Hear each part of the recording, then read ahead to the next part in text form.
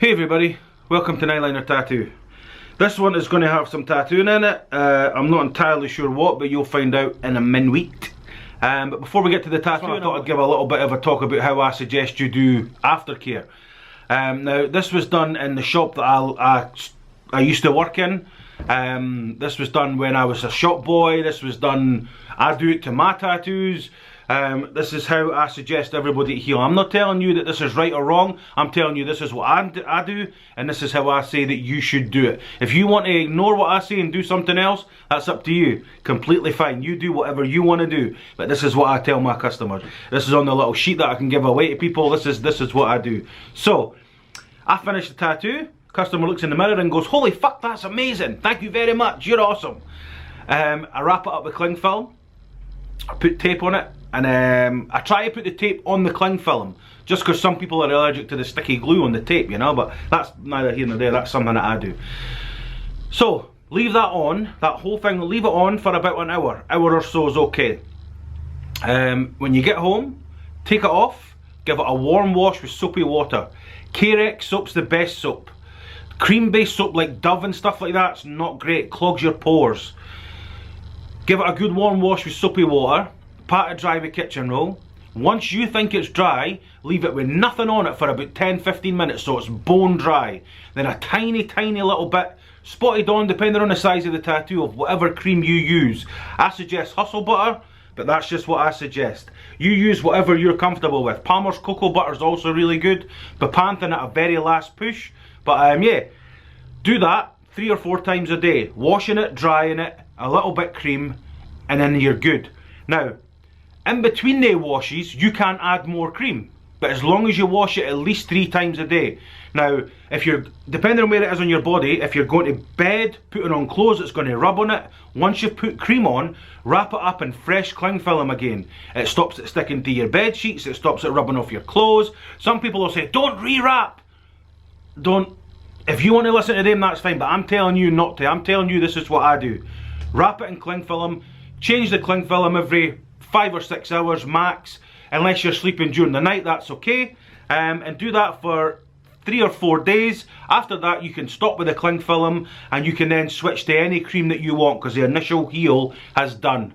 And that's pretty much it. No submerging underwater. In a shower you can stay as long as you like because the water's running off it, but don't submerge it underwater. No fake tan. I suggest strongly not going to the gym for the first 2 days or so, because it's going to get rubbed, it's going to get sweaty, it's going to get irritated. Nothing too strenuous with it. Try not to get it all sweaty, like I say. Don't pick or scratch it. Don't let fucking people touch it. Don't let your children touch it. Don't go out with it in the beaming sunlight to show off all your friends your brand new tat without cling film and stuff. It's a lot of it I've just told you, but most of it's common sense, you know what I mean? And that's pretty much how I suggest my customers to heal. Comment below if you think this right or wrong. I don't really care what you think. If that's, you're going to have a different opinion, that's brilliant. But that's what I've suggested. Tattoos have healed up great. My tattoos heal up great.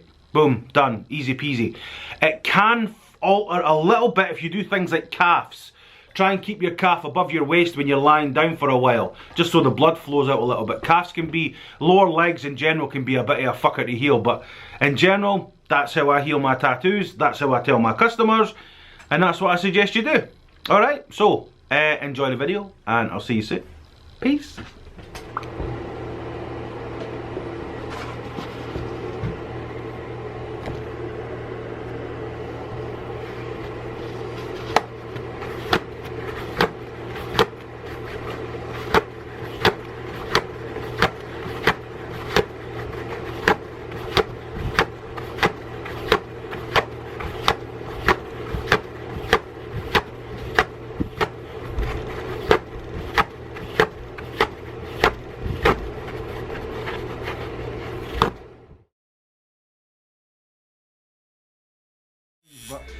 Because your tummy moves, so just breathe nice and easy, man, and we'll see what we can see. You ready? Go for it, man. Here we go.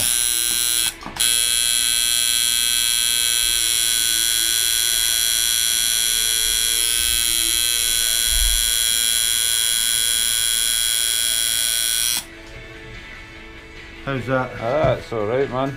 Good. Good to know. not as bad as what I was expecting. You always expect the worst. That's a good idea, man. That's the best way to do it. Expect the worst.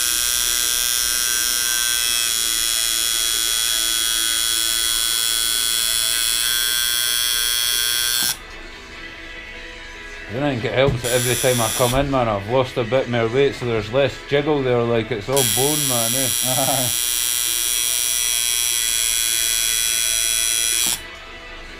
You've taken me too far.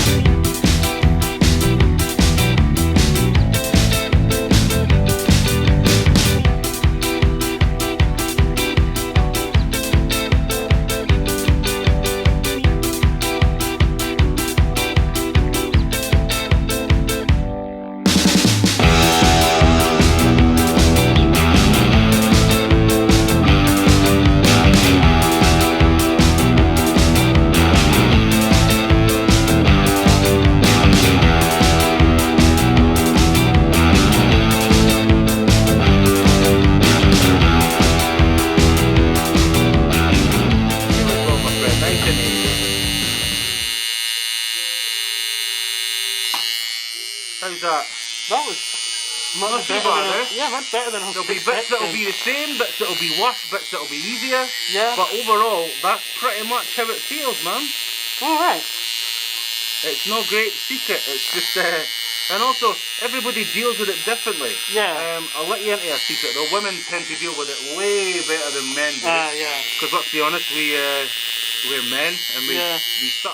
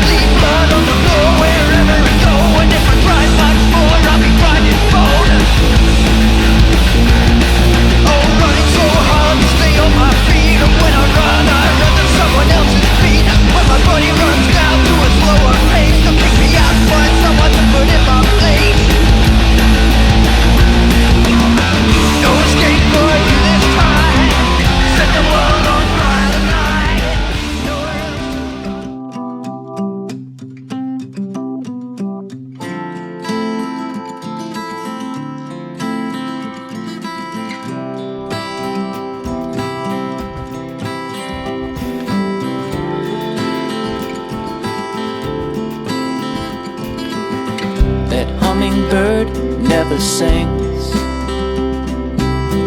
'cause I'm the one that's rambling in. Knew that you'd be in the lake just in time to resuscitate. Something's off for a mist, it seems, running away from all our childhood dreams. You're the one who still wants it all. Mine's the mind that cannot seem to recall. Since 17. It's either one of two things. It's now I do get a lot of records from Banquet Records, and they have some cool stuff, but they're so, I know there's a pandemic on, but they're so fucking slow at getting stuff. Like they'll take your money, they'll say in stock, you'll click buy, they'll take the money, and then all of a sudden you'll get a message, oh, we're having difficulty finding that stock, we're going to order some, or we're having difficulty locating it or whatever. So they take orders for stuff that they don't actually have, so which means you end up waiting ages and ages and ages. So if this is either one of two things or one of five things, but I think it's one of two. And if it's the thing I think it is, I've been waiting on it for a long time. It was the, I want to say 25th anniversary or 20th anniversary. Let me think, this is 20, so it would be 210, no, 1990, no, so it must be 25-year anniversary or so. And I wanted to make a huge video about it, and I had one, but I don't know where it went, and I ordered this. Hold on, let me see if it is. Yeah, it is. So I wanted to make a video about this on the day and post it on the day, but obviously it's just arrived, so I'm a bit pissed off, but never mind.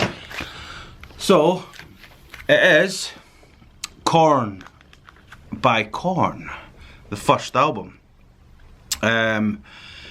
This is the 180 gram audiophile version.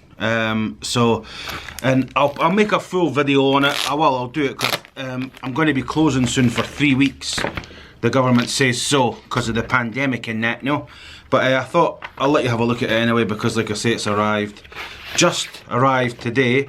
I'll put up above this somewhere here the date that I ordered it, and you'll be able to see just how long it's taken to fucking get it. But never mind, it's here now.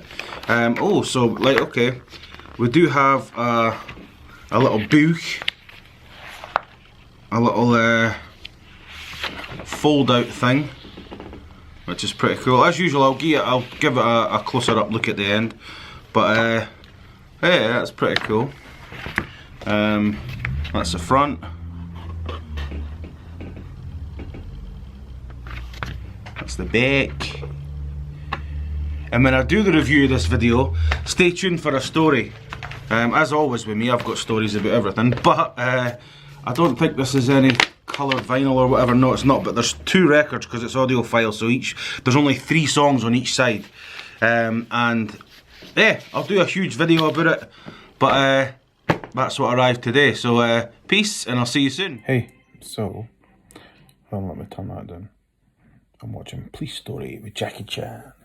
It's 8 o'clock in the morning and I haven't been to sleep. Anyway, I just realised that I didn't actually do the in-depth story thing about Korn. So I thought I'd just do it quickly now on my phone.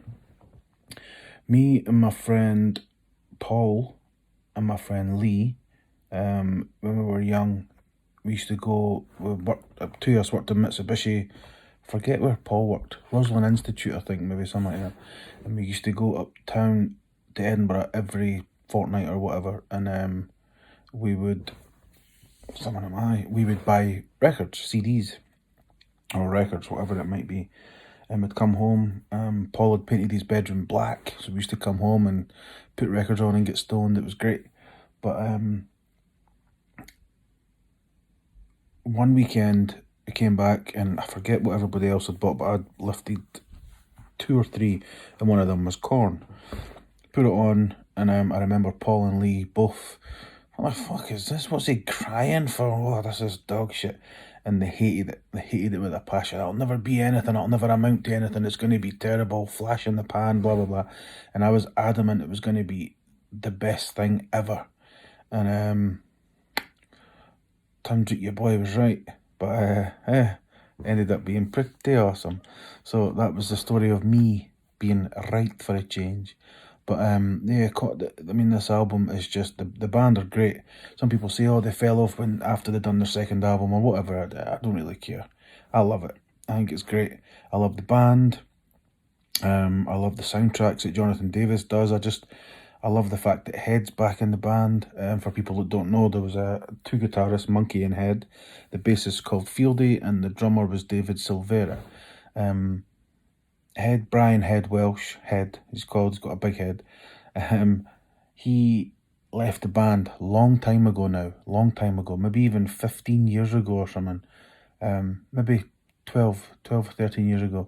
He was addicted to crystal meth, and he was away for the band for a long time. He found God, and Jonathan Davis, the singer, is very much, anti-God. There is no God. something on it. He's got tattoo on his arm, one of his arms, and it's like some, I think, priest or bishop or somebody raping. It's fucking, it's incredible. But yeah, they didn't get on for a long time. They were slagging each other off in the press, but that all got resolved, which is great. And then Head came back to do one song. They bumped into each other at a festival, and it was Jonathan's son, I think, had said, "Look, you should ask him. Come on." And he done one song, and then they asked him to be back in the band a few months later or whatever, and he's been back in the band for, what, 5 or 6 or 7 years or whatever now, and it's awesome. Seen them live a heap of times, and they're just a great band live. They're a great band live. So yeah, that's why I suggest that you should check out Korn by Korn. Alright, peace.